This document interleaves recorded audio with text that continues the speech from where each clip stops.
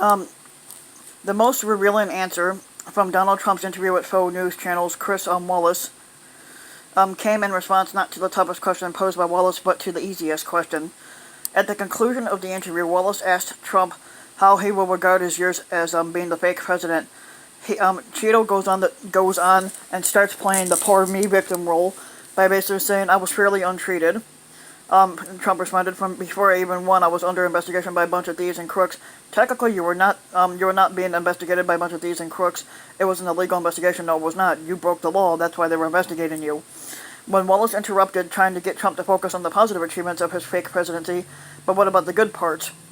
And then Trump brushed the question aside, responding, "Russia, Russia, Russia." The president then complained about the Flynn investigation, and the Russian hoax, the Mueller scam, which it was not a scam, and the recusal by his then attorney General Jeff Sessions. "Now I feel good because he lost overwhelmingly in the great state of Alabama," Trump said about the first senator to endorse him in the 2016 Republican primary. Donald Trump is psychologically broken, embittered, and deeply an unhappy man.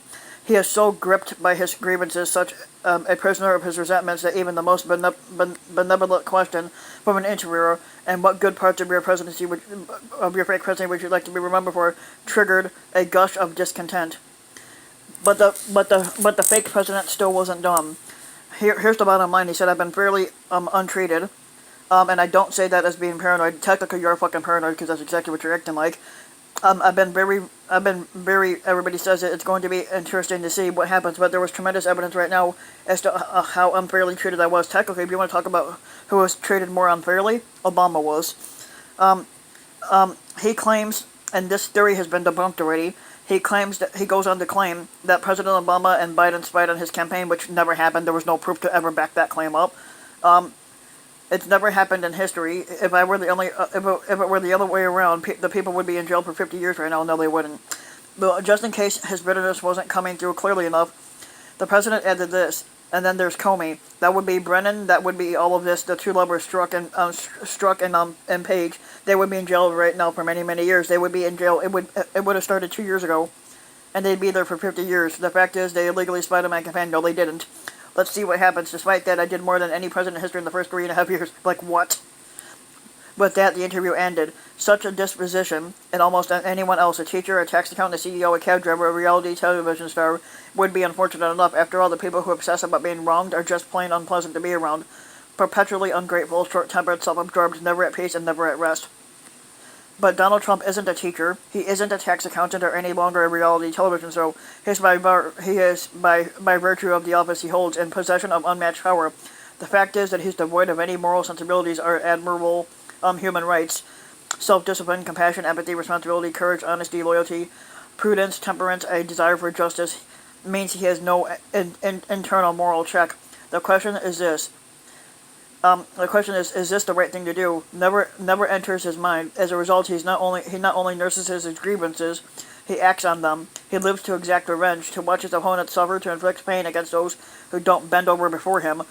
Even former war lovers who have died can't escape his wrath. So Donald Trump is vindictive. Is a vindictive man who happens to be a squadron chief and head of the executive branch, which includes the Justice Department, and there is no one around the president who will stand up to him. He has surrounded himself with what we call lapdogs. But the problem doesn't end there. In a single term, Trump has reshaped the Republican Party through and through, and his dispositional imprint on the GOP is as great as many in modern history, including Reagan's. I say that as a person who was deeply shaped by Reagan and his presidency. My first job in government was working for the Reagan administration when I was in my 20s. That's the guy that's doing the article anyway, not me. The conservative movement in the 1980s, although hardly flawless, was intellectually serious and politically optimistic, and Reagan himself was a man of personal decency, grace, and class. While often the target of nasty attacks, he maintained a remarkably charitable view of his political adversaries. Remember, we have no enemies, only opponents. The former Indiana governor, Mitch Daniels, who worked on Reagan, quotes him as admonishing his staff. In his farewell address to the nation, Reagan offered an evocative description of America. He says, "I've spoken of the shining city of all my political life, but I don't know if I ever quite communicated what I saw when I said it," he said. "But in my mind, it was a tall, proud city built on rocks, stronger than oceans, wind-swept, God-blessed, and teeming with people of all kinds living in harmony and peace. a city with free ports that hummed with commerce and creativity. And if there had to be city walls, the walls had doors, and the doors were open to anyone with the wall and the heart to get there. That's how I saw it and see it still. As a city tall and proud, its people living in harmony and peace, surrounded by walls with open doors. That was Ronald Reagan's image of America, and that was Ronald Reagan's Republican Party image. When Reagan died in 2004, the conservative columnist George Will had wrote a moving tribute to his friend, saying of America's 40th president, he traveled far and had a grand time all the way, and his cheerfulness was contagious. Reagan had a talent for happiness, according to Will, and he added this: Reagan and his presidential role made vivid the values, particularly hopefulness and friendliness, that give cohesion and dynamism to this continental nation. There were certainly ugly elements on the American right during the Reagan presidency, and Reagan himself was not without his flaws.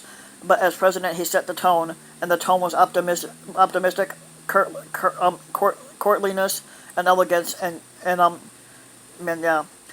has since been replaced with the crudest and cruelest man ever to be the fake president. But not just that. One senses in Donald Trump no joy, no delight, no laughter. All the emotions that drive him are negative. There is something repugnant about Trump, yes, but there is also something quite sad about the man. He is a damaged soul. And another time, in a different circumstance, there will perhaps be room to pity such a person, but for now it's best for the pity to wait. There are other things to which to attend. The American public faces one great and morally urgent task above all others between now and November, and to do everything in its power to remove from the presidency a self-pitying man who is shattering the nation and doesn't give a fuck.